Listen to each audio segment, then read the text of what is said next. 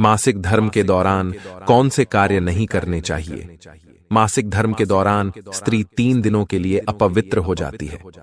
मासिक धर्म के दौरान स्त्री को पूजा पाठ नहीं करना चाहिए। स्त्री को इन 3 दिनों में अपने बाल भी नहीं धोने चाहिए, इससे पति की आयु कम होती है। मासिक धर्म के दौरान पेड़ पौधों को स्पर्श न करें। रजस्वला स्त्री के साथ संबंध भी नहीं बनाना चाहिए। जो पुरुष रजस्वला के साथ संबंध बनाता है उसे ब्रह्म हत्या का पाप लगता है। जो रजस्वला के वस्त्रों को स्पर्श करता है उसे भी पाप लगता है। रजस्वला स्त्री के शरीर में 3 दिनों तक ब्रह्म हत्या का पाप निवास करता है और चौथे दिन ही वह स्नान करके पवित्र हो जाती है। चौथे दिन स्नान करने के पश्चात रजस्वला स्त्री को अपने पति का मुख देखना चाहिए, अन्य किसी पुरुष का मुख नहीं देखना चाहिए। यदि पति समीप ना हो तो सूर्य देव के दर्शन करने चाहिए। भगवान विष्णु माता लक्ष्मी से कहते हैं, हे देवी, अब मैं तुम्हें बताता हूँ किस कारण से स्त्री को मासिक धर्म से गुजरना पड़ता है। सत्ययुग में कालकेय नाम से प्रसिद्ध दानव हुआ करते थे। दानव होने के कारण उनका स्वभाव उग्र था और वे हमेशा ही युद्ध करने के लिए तत्पर रहते थे। फिर एक दिन सभी दानव वृत्रासुर के साथ मिलकर स्वर्गलोक पर चढ़ाई करने लगे। उन असुरों के पास भयंकर शक्तिशाली अस्त्र थे जिसका देवता सामना न कर सके और भागकर ब्रह्मदेव के पास चले गए। फिर ब्रह्मदेव ने उन्हें असुरों को परास्त करने का उपाय बताते हुए कहा, हे इंद्र, तुम इसी क्षण महर्षि दधीचि के पास जाओ। वे उनके शरीर की हड्डियों से तुम्हें अस्त्र शस्त्र प्रदान करेंगे। उन्हीं अस्त्रों का प्रयोग करके तुम वृत्रासुर का वध कर सकोगे। फिर सभी देवता महर्षि दधीचि के आश्रम पर जाते हैं और उन्हें प्रार्थना करके अस्त्र प्रदान करने की विनती करते हैं।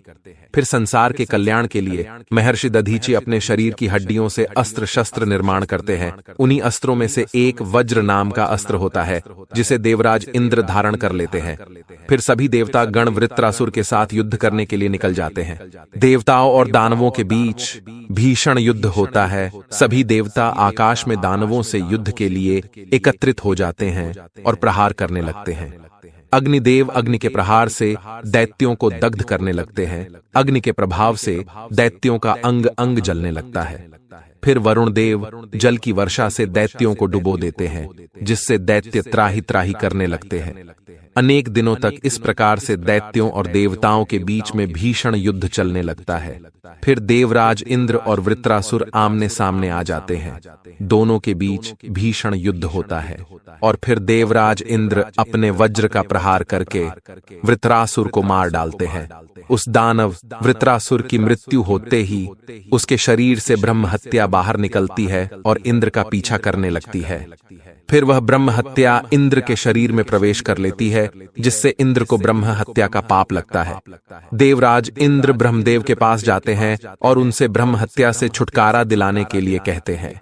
फिर ब्रह्मदेव उस ब्रह्म हत्या को इंद्र के शरीर से निकलने की आज्ञा देते हैं और वह ब्रह्म हत्या इंद्र के शरीर से बाहर निकलकर ब्रह्मदेव से कहने लगती है, हे परम पिता, अभी तक मैं वृत्रासुर के शरीर में निवास कर रही थी, क्योंकि उसने अनेक ब्रह्म हत्याएं की थी। जब इंद्र ने उसकी हत्या की तो मैं इंद्र के शरीर में वास करने लगी। अब आप ही मुझे कोई उचित स्थान दीजिए जहां पर मैं रह सकूं। फिर ब्रह्मदेव कहते हैं, हे ब्रह्म हत्या, मैं तुम्हें उचित स्थान देता हूं। फिर ब्रह्मदेव ने ब्रह्म हत्या के 4 भाग किए और कहा, हे ब्रह्म हत्या, तुम्हारा 1/4 भाग अग्नि के भीतर रहेगा। जो भी मनुष्य अग्नि को आहुति नहीं देगा तुम उसके शरीर में प्रवेश कर लेना। तुम्हारा दूसरा 1/4 भाग जल के भीतर रहेगा। जो भी जल में थूकेगा अथवा मल मूत्र का त्याग करेगा तुम उसके शरीर में प्रवेश करोगी। फिर तीसरा 1/4 भाग पेड़ पौधों और वृक्षों के भीतर रहेगा। जो भी मनुष्य अकारण ही वृक्षों को काटेगा उसे भी ब्रह्म हत्या का पाप लगेगा। फिर ब्रह्मदेव ने अप्सराओं को बुलाया और कहा, हे अप्सराओं, इस ब्रह्म हत्या का 1/4 भाग तुम ग्रहण करो। अप्सराएं कहने लगी, हे प्रभु, आपकी आज्ञा से हम इसे ग्रहण करने के लिए तैयार है, किंतु हमें भी इससे मुक्ति का कोई उपाय बताइए। फिर ब्रह्मदेव कहने लगे, हे अप्सराओं, जो भी पुरुष रजस्वला स्त्री के साथ संबंध करेगा उसके अंदर यह ब्रह्म हत्या प्रवेश कर जाएगी। इस प्रकार से ब्रह्म हत्या के 4 भाग हुए। एक अग्नि में, दूसरा जल में, तीसरा वृक्षों में और चौथा स्त्रियों के अंदर प्रवेश कर गया। उसी ब्रह्म हत्या के भाग्य के कारण स्त्रियों को मासिक धर्म आता है।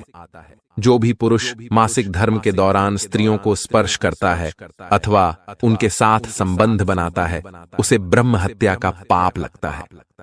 भगवान विष्णु कहते हैं, हे देवी, इस प्रकार से मैंने आपको स्त्री के रजस्वला होने के पीछे की कथा और रजस्वला स्त्री को कौन से कार्य नहीं करने चाहिए आदि के विषय में बता दिया है। मां लक्ष्मी कहती है, हे प्रभु, आज आपने मुझे बहुत ही महत्वपूर्ण ज्ञान दिया है। मैं भी आपको वचन देती हूँ, जो भी स्त्री मासिक धर्म के दौरान पूजा पाठ करेगी, पति के साथ संबंध रखेगी, उसके घर में मैं प्रवेश नहीं करूंगी। तो दोस्तों, इस प्रकार से मासिक धर्म के दौरान स्त्रियों को ये कार्य नहीं करने चाहिए। उम्मीद है आपको ये वीडियो अच्छी लगी होगी। वीडियो को लाइक जरूर करें, साथ ही चैनल को सब्सक्राइब करना ना भूलें।